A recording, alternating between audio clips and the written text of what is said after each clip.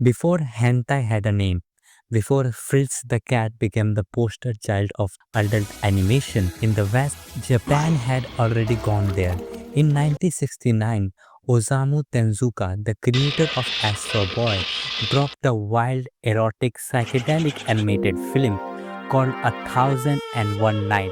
It had sex, violence, style, snake woman, and a live action waves crashing over camels. It came out 3 years before Fritz the Cat, cost a fortune to make, and then it vanished from the global spotlight. This is the forgotten history of A Thousand and One Nights. The film that dared to prove animation wasn't just for kids and got buried for being ahead of its time. A Thousand and One Night was the first entry in Anirama trilogy, a series of experimental adult animated films produced by Mushi Production and helmed by Eiichi Yamamoto, with Tezuka as a chief creative producer. Tezuka wasn't just interested in comics, he was obsessed with cinema. Orson Welles, Eisenstein, Disney, and he believed animation could go anywhere live action could go. This film was his proof of concept, a full-length, adult-oriented animated epic that mixed eroticism, style, and surreal visuals with budget and ambition of blockbuster. The plot is loosely based on 1001 Night, but don't expect Saryuzad. Our hero is Aldin, a cheeky broke water seller in Baghdad. He falls in love with a mysterious woman named Marim, but she is kidnapped and sold into slavery. Aldin's quest to rescue her spiral into a trippy, chaotic journey across deserts, kingdoms, harems, and a mystic land. He gets captured by pirates, seduced by queens, fight monsters, becomes king, and in a twist that would get you cancelled today, unknowingly marries his own sister. The film is episodic, with each adventure exploring new territory, some comedic, some tragic, all filtered through a psychedelic lens. Characters like Madia, a deadly seducer, and Jaris, a runway princess, bring twists that both subvert and reinforce gender tropes. The animation style is wildly eclectic. You'll see UPA styles limited animation, one moment hyper detailed sequence, the next. Tenzuka and Yamamoto mix traditional Japanese art, pop art, psychedelia, and even live action inserts like crashing waves and miniatures. It's all intentional, a visual experiment to mirror Ali's unstable reality, and when things get erotic, the abstraction ramps up, nudity becomes expressionistic, sex becomes visual jazz. The soundtrack composed by Isao Tomita fuses classical music with Middle Eastern influence and garage rock by Helpful Soul. The result is hypnotic, sometimes jarring and sometimes bold.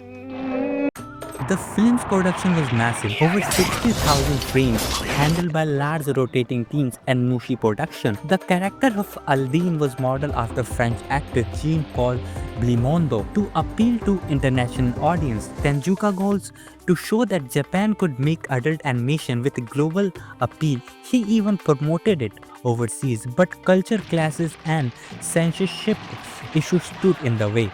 One key reason the film didn't break out in West, the English dub produced by Italy, was hard to distribute due to its X-rated content. Scenes of nudity, wine drinking, and pork consumption also offended some religious audience, limiting its reach further. Despite this, it earned 290 million yuan in Japan, a commercial success that proved audience were ready for adult animation, at least locally. At its core, A Thousand and One Nights is about desire, delusionment. Aladdin dreams of love and freedom, but every wish granted twisted into something darker. The film critiques power, especially how men use it. Aladdin starts off innocent, but by the end he is a king, disconnected and complicit in system he once opposed. Women in film represent everything from salvation to doom. Maring is idealized love. Mada is a femme fatale. Jalis is a woman wronged who sees back control.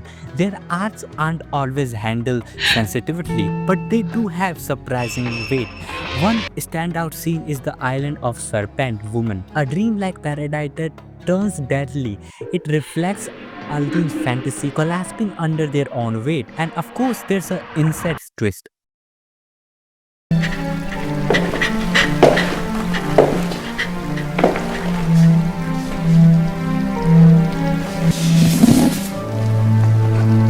A final gut punch that exposed the consequences of unchecked desire. It's uncontrollable by design.